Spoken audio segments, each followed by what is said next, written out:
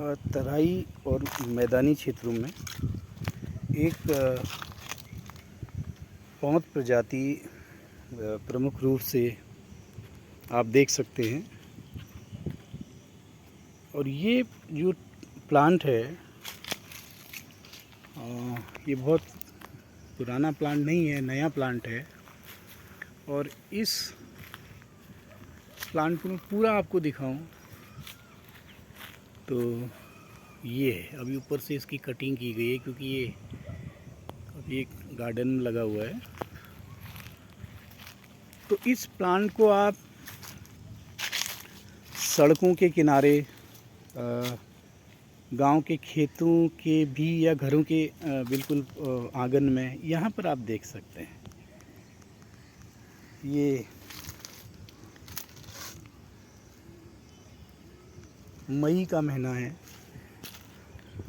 और अभी देखिए कितनी ज़्यादा गर्मी यहाँ पर है तराई में। और ये इतनी अच्छी छाया ये प्लांट देता है, कहा नहीं जा सकता।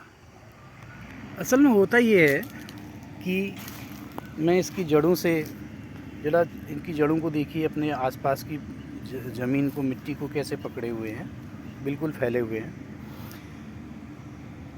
तो इसका जो स्टेम है, तना, उसमें काफ़ी नीचे से ही ब्रांचिंग शुरू हो जाती है। तो ये एक बहुत अच्छा लक्षण होता है श्रब का, जिसको हम झाड़ी कहते हैं।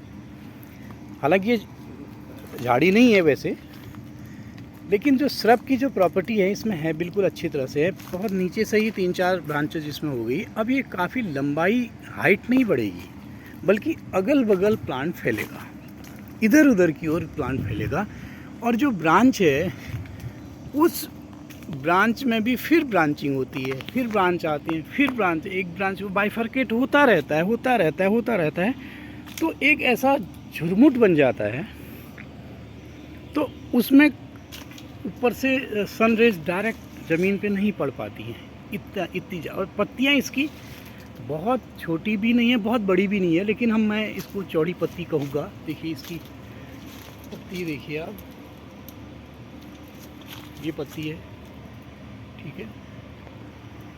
और इसका इस्तेमाल दो तीन जगह हमारे लोग करते हैं। एक तो ये बहुत अच्छा चारा है, हरा चारा, तो गांव में लोग इस्तेमाल करते हैं इसकी पत्तियों को, जो छोटी छोटी टहनियों को काट के। और दूसरा, जो लोग बकरी, शहरों में बकरी पालते हैं, वहाँ पर हरा चारा बकरियों की, क्योंकि बकरियों को खाने के लिए पत्तियाँ चाहिए होती हैं, टहनी सहित। तो वो भी इसकी बड़ी सी टहनियाँ काट के बकरियों को चारा का काम करती हैं। और यदि क्योंकि इस यहाँ पर कुछ और भी प्लांट लगे हुए, मैं उनको भी अभी दिखाता हूँ। अब खटीमा से जसपुर तक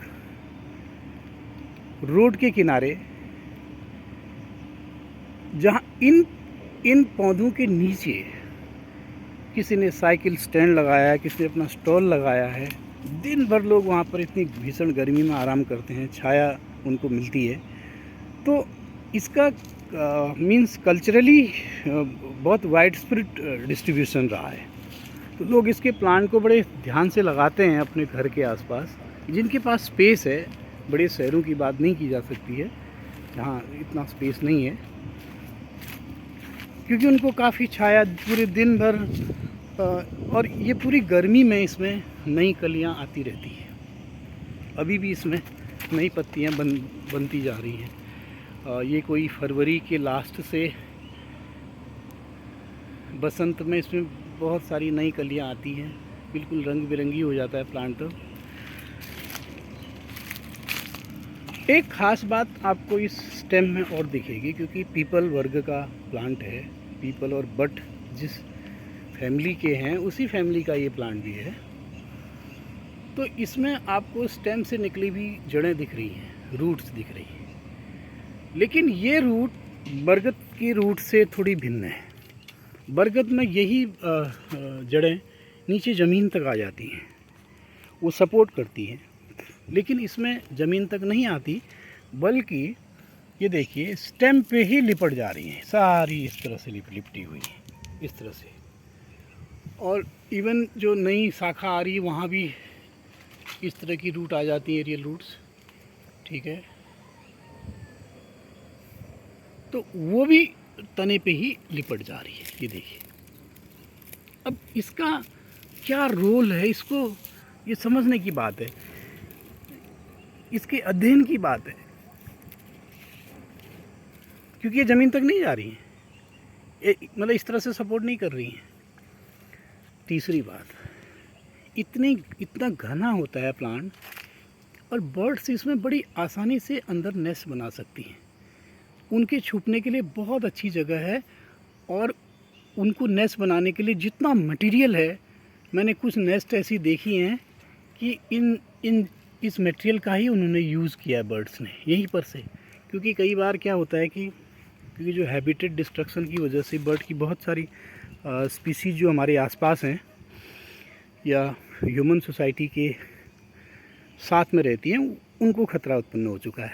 लेकिन इसमें इतना मटेरियल इसको खुद मिल जाता है कि वो अपना नेस्ट बना सके, और सेफली इतनी ज़्यादा गर्मी में भी वो आराम से अपना फैमिली चला सकती हैं। दूसरा, इसमें जो फ्रूटिंग होती है, तो वो जो बीज है उसको खाने दुनिया भर के जीव आते हैं। यदि मैं इसमें इंटर रिलेशनशिप की बात करूं कि कितनी तरह की स्पीसीज़, कितनी तरह के जीव इस पर रहते हैं, इस पर निर्भर हैं, वो जीव इस प्लांट से क्या लेते हैं, और इस प्लांट को उस जीव से क्या फ़ायदा है, क्या नुकसान है, ये सारे छोटे छोटे प्रोजेक्ट्स बच्चे अपने आसपास के परिवेश में कर सकते हैं। अभी यहाँ पर बहुत सारी चींटियाँ आपको दिखेंगी, कहीं मकड़ी होगी,